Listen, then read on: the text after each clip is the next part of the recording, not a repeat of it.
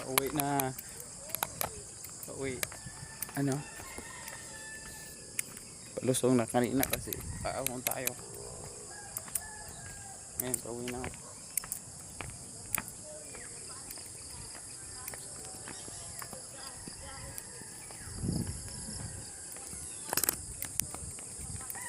Ganda pa ng bahay. Iba talaga pa mayroon kang pera.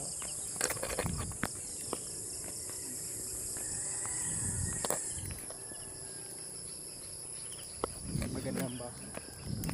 Magandang bahay kaya rin pa kaya tayo magkakaroon ng ganyan na magandang bahay. Hindi natin yan maabot. Pangarap natin na makakaroon ng magandang bahay. O kahit hindi maganda pero basta may bahay ka lang. Kaso wala tayong bahay. Kikitira lang tayo.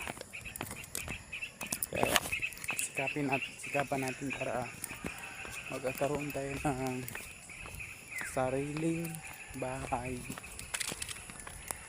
Inuna pala yun natin yung pangarap natin magkakamotor. Yung kulang sa ating motor 18 months yung kulang, tapos natin yan. Yung project natin ay bahay na naman. So yun lang po mga idol. God bless you. Ingat po kayo palagi. God bless.